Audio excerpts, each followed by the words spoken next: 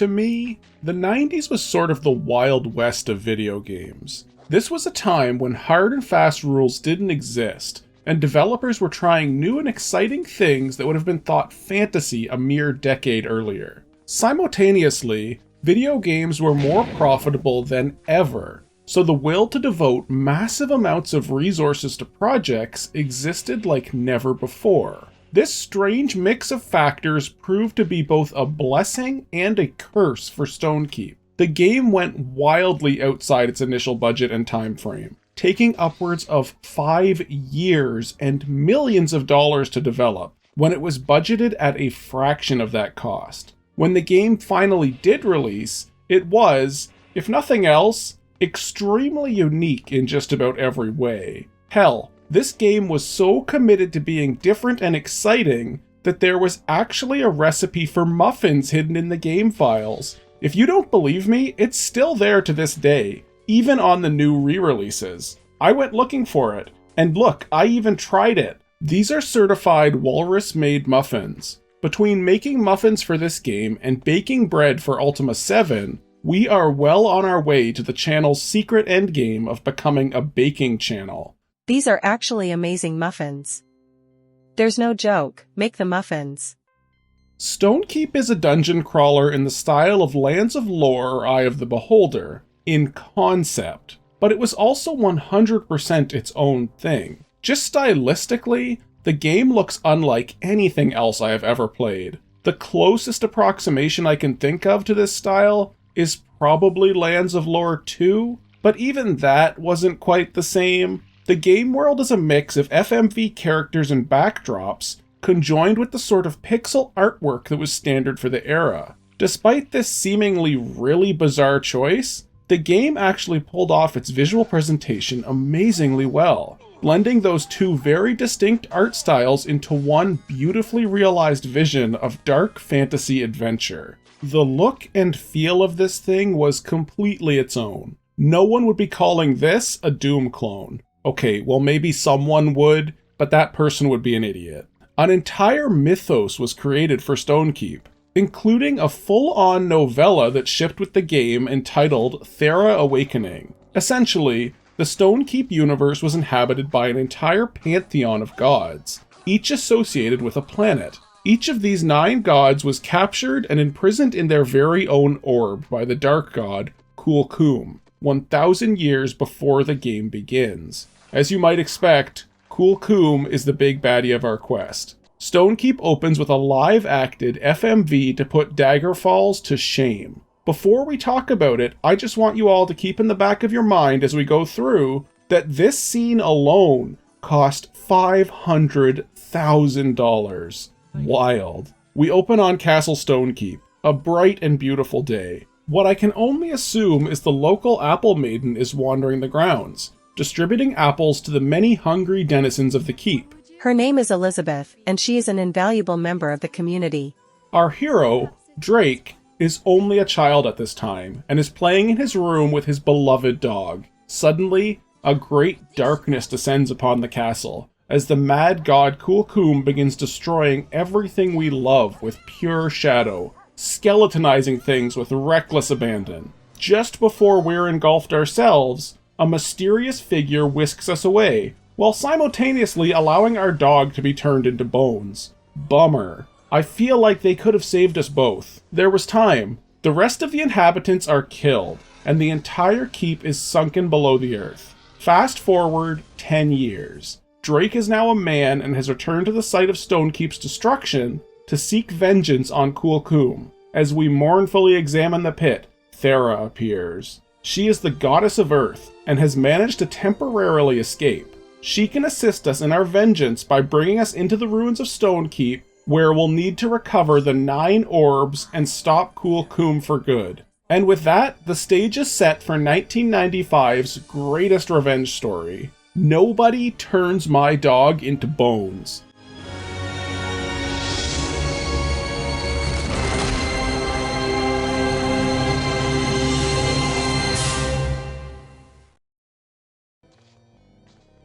Not only was Stonekeep visually very different from its contemporaries, it was also quite unique in terms of gameplay. At a quick glance, it would seem what's going on here is no different than any other dungeon crawler of the time, but that would be a mistake to assume. Firstly, this game, unlike many others, makes full use of the screen. The giant, intrusive UI that was practically an industry standard was gone, instead replaced with a sleek and immersive interface. Everything you could do in this title was also explained in the lore of the game. Your equipment screen was a magical mirror gifted to you by the goddess Thera. Your inventory similarly was a magical scroll that captured an image of the items you found, storing each item weightlessly, giving a decent explanation as to why Drake can carry 80 goblin swords and 50 throg shields at once. Even the stats screen and map are explained by an in-game journal pickup that tracks our progress in real time.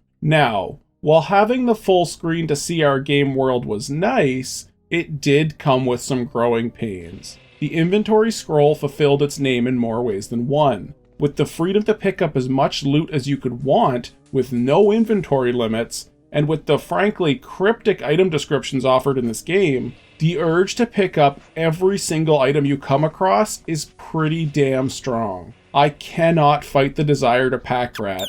It is in my DNA. The problem with this is a few-fold. Firstly, there really is no reason to hoard common loot. As I discovered mid-game, the economy here is extremely minimal. There is one shop in the game, but you can't sell anything there. You can only make purchases with gold coins you find throughout. And even so, the items the shop sells are sort of useless. By the time you make it there, it's pretty much guaranteed everything they sell will be weaker than what you've already found. The only thing I ever bought were the health potions. Additionally, the inventory scroll, while kind of novel in concept, was an absolute nightmare to deal with. Dragging your cursor to the right-hand side of the screen would pop it up, and on it you'd see the top 5 items in your inventory. To see more items, you would need to quite literally scroll the scroll, and man, it scrolls slowly. Items of the same name would stack together automatically, but outside that, there is no organization to this absolute mess.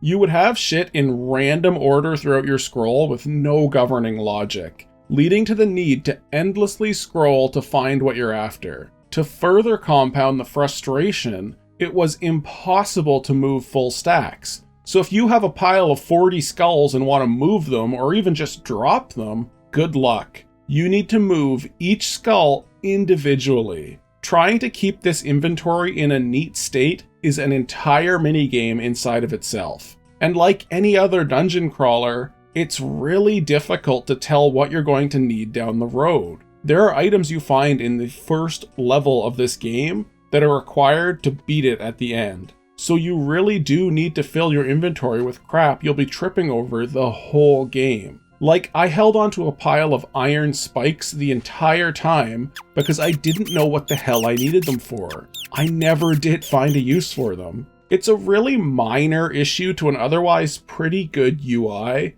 but certainly the worst handled inventory of any dungeon crawler I have played to date. The game featured a pretty robust leveling system as well, that was thankfully fairly unobtrusive. Essentially, you leveled the skills that you used, and it couldn't be more obvious how it worked. Use a heavy hammer to attack? Your hammer and strength skill would level up. More into daggers and ranged weapons? Enjoy being more agile. There were some other slightly more convoluted things, such as having a shield would just give you a random chance to block, whereas high agility gives your character a higher chance to dodge. Leveling health I found to be the one stat that was handled sorta badly, in that your health went up as you leveled both strength and agility. So for myself, I capped out my health at only 160 because my agility was never a priority. If you want to really min-max, you sort of need to swap weapon types a lot, which I guess is fine, but I like bashing shit with my hammer. There's also a stealth skill that I somehow maxed out. I have no idea what I was doing that was considered stealthy. The game could sense you are a shifty sort. You're a cat, a physical representation of pure shiftiness. You have no leg to stand on here. I have twice your legs, bipod. The combat itself was fairly standard. Put an enemy in front of you and hit attack. Notably, your weapons would get faster at higher levels, and though unadvertised in the game, you can dual wield with seemingly no downside, outside the loss of a shield. Attacks were triggered with right click for right hand, and left click for left hand, so you could get into a really good rhythm of left, right, left, right. It sounds basic, but it was actually really satisfying to get the timing just right and machine gun hammer blows into the face of your enemies. Speaking of the enemies, their AI was pretty much just charge directly at you and attack. But you'll notice early on that each enemy is tied to a very specific area, which is very exploitable. Like no enemy has the ability to pass through a door, but you do, so you can just open the door and throw rocks at their heads while they stand there helpless. You could do similar by just getting an enemy to the limits of their leash point and attacking at a range or with spells. I tried not to exploit this too much as to keep an engaging experience, but it is a very easy game to exploit when you're facing a challenging encounter. And if I'm being real, you're going to face a few of those. There's a magic system as well that was shockingly complex. Essentially, the way magic worked was you needed to find rune casters, which were staves, each of which would have a set amount of charge and could have a certain number of runes inscribed on them. The runes could be found and copied from scrolls, and each was considered a different spell. What these spells did was not always clear. Sometimes the scroll you find them on would give you a clue, although many times it took trial and error to figure out each rune's specific capability. Some I literally never used or discovered what they were for. Each staff you find could have only a set number of runes on it, with better staffs having more slots. It was kind of redundant though, as you can change out the runes literally at any time. On top of the regular runes you find, you also had meta runes that acted as buffs to your regular spells. They did things from making spells more powerful, making them last longer, or making them go from single target to AoE. All good stuff. The actual power of your rune casters could be refilled by finding semi-rare rune circles. Stepping into them would charge all currently held staves to full. My big gripe with the magic system is twofold. First, the game is so scant on early game healing that you sort of need to relegate all your magic energy to keeping yourself alive. There were a bunch of times where I wanted to try out some more offensive spells, but I really felt I couldn't spare the resource, especially often not knowing how far the next refill station was from me. The first problem was also exacerbated by my own stupidity in not realizing how an integral spell in this game works. See, you get a mark and recall spell pretty early in the game, working like that in Daggerfall, where you can mark a place to quickly teleport back to. The logical person would put this next to a rune circle and use it as a hub to recharge, which I did, but I was often reluctant to do so as it would mean a big backtrack to return to where I teleported from originally. What I didn't figure out until the very end of my playthrough is that if you cast Recall a second time inside your mark point, it returns you back to where you came from instantly. I could have been using magic with wild abandon and just teleporting back each time to refill, but I had no idea I could do this until literally the very last level. I wasted so much time backtracking. My second problem here is that instead of upgrading your runecaster, you instead keep finding better ones throughout the game. The issue with this is that each time you got a new one, you'd need to rescribe all your runes. Then you would find yourself bouncing between multiple staves as each ran down on power. It would have been so much more player-friendly to just upgrade one staff and cut down on the constant switching. I would have been much happier to have one staff with a bigger mana pool, especially with the inventory management problems the game already has. Cutting down 4 staves to 1 would have made a big difference in my constant search for items in the inventory. You also recruit party members throughout the game, though they are for the most part outside of your control. They just sort of do their own thing in combat. You could give them items and heal them, but that was really it. Some of them you couldn't even give items to. Their biggest contribution to the party was their banter, which can get pretty amusing at certain parts of the game. Particularly the dwarves hating the fairy realm made me laugh pretty hard. They said. I just gotta kill him. That's all. No one would notice. He wouldn't even scream until after he's dead. They tend to join and leave your party at preset points in the story as well, so you don't really have any say as to who is with you at any given time. There are a couple who you can technically miss, but otherwise it's pretty much on rails. And this lack of control was pretty much standard for the rest of the game too. As much as you have some control on how you build your character, the game really is very linear. I think there's actually only one conversation in the entire game where I had any input, and even then, giving the wrong answer just forces you to try again. Drake just responds independently of any input that you may have. It's not the best from a role-playing perspective, but it works well enough to push the story forward. And it's not a bad story, but let's get into that before Stonekeep sinks any further into the earth. The story begins where we left off from the FMV. We're in an unnamed room of the now very underground Stonekeep with the goddess Thera. Before we progress this story in the slightest, I'm going to give you a pro gamer tip. Leave the first room and find this switch. Flip it down, then back up, then back down again. Go around the corner and click on this block. Pull the lever inside. This opens a secret room behind you. In that room, open another secret wall panel to reveal the sharp dagger. Having this with you makes the early game in Stonekeep much more palatable. This game, for the most part, is pretty well balanced, but having a bit of an advantage on the first couple of levels with this powerful weapon is a big help to ease into the early game, especially for a modern audience. You'll replace it no matter what, but it's nice to start the game with it before you get companions. Anyway, we move down the first staircase with Thera, and the Shadow King is waiting for us. He reorbs poor Thera, and gives us the usual evil villain speech that amounts to, "I could kill you, but I won't. Ha ha ha ha." Yeah, whatever, dude. He buggers off, and we're on our own to explore sunken Stonekeep. This first map serves to introduce all the mechanics of the game to us, and we'll be fighting everything from giant ants to goblins. Actually, they aren't goblins. They're called Sharga in this universe. But they're short green dudes. I'm gonna be calling them goblins. A little ways into the castle, we find our first pink fountain. These strawberry drink machines are integral in the early game for healing before you can get access to spells, and actually gave me the same feeling I would get after finding a bonfire in Dark Souls.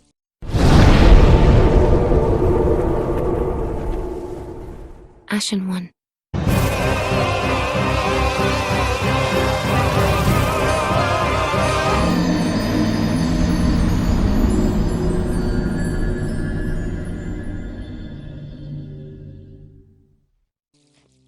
That relief of hearing the slight running of water when your resources are zeroed out is great. They kind of stop showing up about halfway through the game, but by that point you'll have better ways to stay alive. Eventually we come to a strange encounter with yet another goblin. This one actually calls himself a goblin. King of the goblins, in fact. The eccentric fellow introduces himself as Wahuka, and will give you tips for an offering of gems. He shows up periodically throughout the game, always offering tips for items. Most of the tips he gives are really obvious things, but he's a bit of a fun flavor to the halls of Stonekeep. Before escaping the castle proper, we free a dwarf named Farley from his cell. The dwarf explains that he's out here searching for his brother, Domber, against the wishes of his own clan. He was captured by the Throg, a group we'll soon become familiar with. He joins the party and we venture into the sewers next. This area is crawling with water snakes, and if you try to progress, a kraken will annihilate your entire party.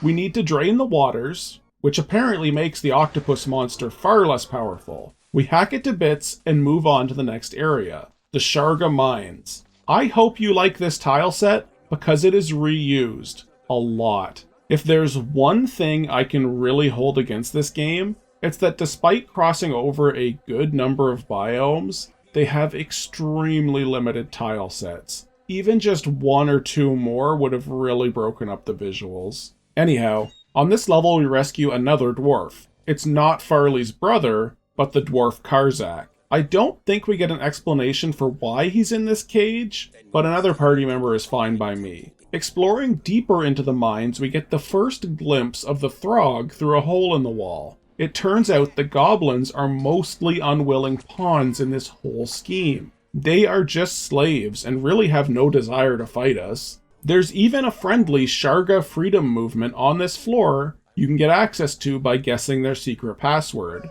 There is a super weird encounter in here with a tiny goblin guarding a door, and if you open it, there's a really big goblin behind it. I think it's just an attempt at visual humor, but it's just really strange. I actually kinda like it. You can kill the members of the Sharga freedom movement if you feel like it, but all you'll really get is a few gold coins, and they have very little use in this game. I say just let the goblins be. They just want to be free from slavery. That's not such a bad thing. On our way to the Throgish Temple, we come across the iconic Stonekeep skeleton and rattle his bones. In the temple, we finally get to confront the distinctly evil Throgs. They are handled similarly to the goblins in that they're mostly melee enemies, but they're much tougher to take out. Our goal on this stage is to steal a holy relic that just happens to be an imprisoned god. Notably, you can also steal a melee weapon from the shrine, but taking more than one will cause the Throgish idol to kill your party instantly. So don't be greedy. I took a hammer, and then I realized it was a two-hander, and I proceeded to never use it. Before finishing up here, we find a holding cell with Farley's brother Domber, and let him loose. Unlike the other two stereotypical macho dwarves we already recruited, he is much more the studious type. He even has glasses, like some sort of nerd. We escape the temple and are sadly disappointed to find the next level uses the exact same texture for the walls. They're really getting their money's worth out of that stone wall with orange beams aesthetic. This place is entitled The Feeding Grounds. And what is being fed in these grounds, you might be asking? Why, a dragon, of course. The dragon is Vermitix Goldenhide, self-proclaimed leader of the Great Dragons, and she is imprisoned here. We can have a chat with her, and it turns out she was captured by the Throg and wants our help to escape. Now, whether you want to help or not, it doesn't matter. Not to body shame, but the dragon is a big old beast, and there is no way we can get down the hallway until she's freed. Her gargantuan mass blocks the way. Pro-life tip. Don't tell women their gargantuan mass is blocking the way. The key to her chains is easy enough to find, but it's been broken in two. We need a smith to get it fixed, so it's about time we make our way to the Dwarven Stronghold, which is mercifully not too far from here. Entering the fort, Karzak immediately leaves the party, and Domber returns to his workshop. Farley seems like he's going to stay with us to complete our quest, but upon meeting with the clan elder, it seems Farley is in pretty big trouble for leaving to rescue his brother without permission and is banished. Or in Dwarvish, he is now Uktagoth. You are Uktagoth! Anyhow, he's sent off into the Dwarven Abyss or some such nonsense. And we're once again alone. Karzak will actually rejoin your party right away if you find him in the Dwarf Fortress. Which sort of raises the question, why can Karzak just do whatever the hell he wants, where Farley gets literally banished for daring to go out to rescue his brother? Seems like some grade A bullshit to me, but dwarves do be wildin', I guess. We get the blacksmith to fix the key for the dragon's chain, then make our way back to set her free. She's plenty grateful and leaves a big pile of treasure for us. Rad. We can find a recruitable goblin named Scooz in the halls behind the hefty beast. He's fine, if a bit squishy. Now from here we could go to the ice cavern to move forward, but there's another slightly more hidden area we can go to first. And it's going to be mandatory to progress later, so it's best to go now to avoid a backtrack. If we take a primrose flower and place it in a location where the magical wisps seem to be disappearing, we can open a portal to the fairy realm. This zone is, well, it's pure evil. This place is filled with wildly friendly singing fairies with the most obnoxious voices and quests you could ever imagine. It's slightly redeemed by the fact that Karzak seems to hate it just as much as I do. His monotone hatred of the fairies saves the zone and my sanity. Sadly, one of the fairies, Sparkle, joins our party. I cannot overstate how grating her voice is. I got it! I'm Sparkle! You like my name? I think it's a good one. Can I come with you? Can I, please?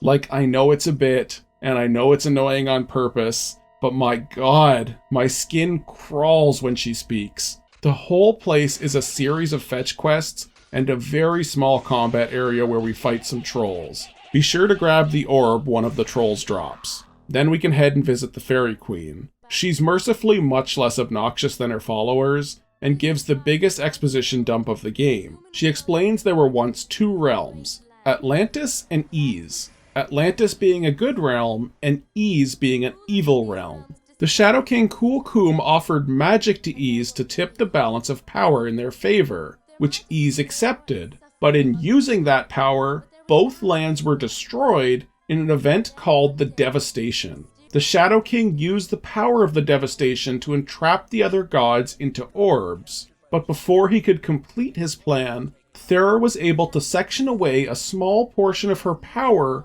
into one of her temples, and prevent Kulkum from seizing the orbs himself. We will need to return all 9 of these orbs to her temple to repair the damage caused and free the gods. Good thing we've been gathering them as we go. The Queen additionally tells us of 2 other characters. The first is Enigma, the last surviving elf and apparently her lover. He's been captured by the Ice Queen, but has an oath of vengeance against the Shadow King for destroying his people. He would be a powerful ally if we can find him. She lastly mentions Wahuka, the Goblin King from earlier. Apparently his motives and power are completely masked from her sight. She warns us that he may be more than he seems. With all that info dumped, we can move out of this hub area we've been in for a while, but not before making a quick trip back to the dwarves. At this point, we found all the pieces of a secret weapon, and bring them to Domber. With them, he'll craft the Stone Thrower. It's essentially a gun that launches rocks.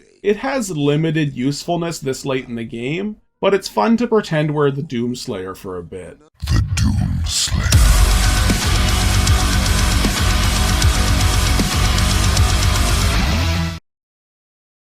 Moving on to the Ice Cavern, we find a tribe of goblins who also hate the Ice Queen. We make a quick detour to rescue Enigma from his frozen prison, and he joins up, teleporting Karzak back to the fortress. This makes us sadly dwarfless for the first time since the game's beginning. If I'm being honest, it's making me feel pretty to goth. We confront the Ice Queen and take careful note of how badly she's dressed for her environment. Like, I get she's going for the femme fatale look with the black underwear, but it mostly just comes across as wildly irresponsible. We finish her off by shooting rocks at the back of her head. Ah yes, launching rocks at a woman running away from us. Clearly, we're the good guys in this story. Such a moral video game, teaching great life lessons. Moving on from here is the Gate of the Ancients. This is the most confusing part of the game by far. You get the power to float up and down, and the whole thing is a dual-level maze where you have to float between levels to navigate your way through. There are branching paths, secret walls and buttons, key hunts, you name it, it's here. There are also no enemies on this floor, so it makes for quite the slog. I didn't hate this part of the game, but it's a lot. The rest of the game is thankfully not nearly as convoluted. At the end of it, we find a portal to the Land of Shadow. This place is essentially a big maze that is mirrored on both sides. The big gimmick is using mirrors to teleport around the map. It's thankfully not too confusing, but man, the enemies here are on a whole other level. At this point, you really can't use melee anymore at all, because you'll be dead in seconds. Your best bet is sadly to load up with some powerful spells and just kill enemies in doorways. Another pro tip, steal the skulls from skeletons when you kill them, or they just come back to life. You can find a hidden weapon here that is the most powerful in the game, and it'll morph into any form you like. But like I said, at this point, magic is going to be your primary means of attack, so I personally make almost no use of it. Farley also rejoins the party here. Apparently he went over his elder's head and had his Uktagoth overturned by some more senior dwarves. He replaces Sparkle in the party. Thank God. Farley is actually far less useful in combat, but I hated having that fairy in my party. There's a boss on this level that is essentially a bunch of skulls, and out of left field, Wahuka shows up and joins the party as well, revealing that it was he that saved us from the Shadow King when we were a child. Mind-blowing. There's one last push to the end of our quest, the Tower of Kulkum. This area is arguably more difficult than the last, with the main enemy being the deadly fire elementals. They can do both an aura damage and shoot fireballs that hit for as much as 100 damage per strike, which for reference will kill me from full health in 2 hits. The only real way to kill them reliably is to just spam max level ice bolts at them. I tried melee a few times, but it always led to my death. The entire tower centers around gathering 4 silver artifacts, and once we have them in hand, we enter the Shadow King's lair. On arrival, Kulkum shows up and gives us the typical, "Ha ha ha, you've played right into my hands and gathered the orbs for me." Unfortunately for him, he's a moron, as he brought the last 2 orbs with him. You can rather humorously grab both from him while he monologues, which sets him on the attack. The goal of this fight is to place each of the silver artifacts on the 4 altars around the room. It was actually a really well done final fight, trying to avoid the Shadow King in his maze, while frantically trying to place each artifact was genuinely tense. I wouldn't say it was hard, but he hits like a truck, and I had a couple scary moments coming around the corner to find him just waiting for me. 10 out of 10 final fight. Once the 4 artifacts are placed, the Shadow King gets a taste of his own medicine and gets turned into an orb.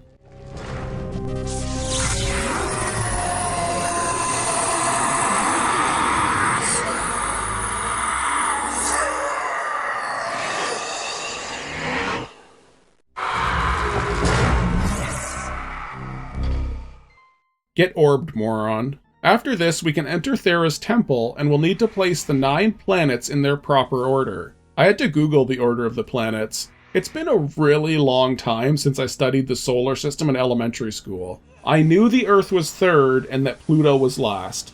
The rest is a mystery. With that done, Thera and the other gods are freed. We're returned to the world above, and the credits roll after seeing Stonekeep rise from the ground once more. I'm pretty sure Elizabeth the Apple Maiden and our dog are still dead, though.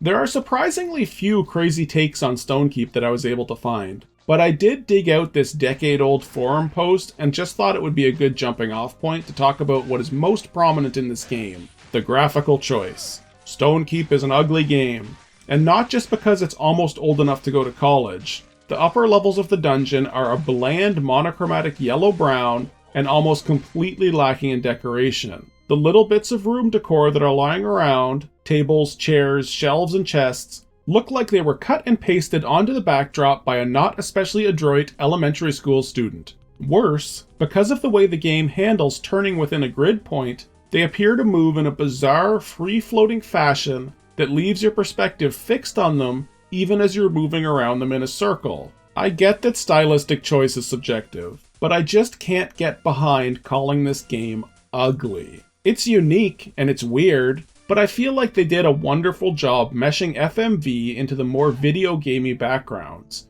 And while some of the costumes on the monsters could feel a touch uncanny, they were certainly all crafted with care and fit into the greater game world. Nothing really felt out of place. I think the lowest effort costume is probably the Ice Queen, but I mean, I think they got what they were going for with that one regardless. I do see what this review is getting at with the lack of color, though I think it fits the game's setting quite well. It's Stonekeep, not colorful Valley Keep. I came expecting lots of stone caves and castle hallways, and that's what it delivered. The fairy realm could have probably been a bit more light to match the painfully cheery vibe of the fairies, but that's a nitpick, I think. I can absolutely agree that there were a lack of environments, but the game did a good enough job despite this limitation. I think the only zone that is egregiously poorly textured is the Throg Temple. They probably would have been better served using a recolor of the castle backdrop for that one.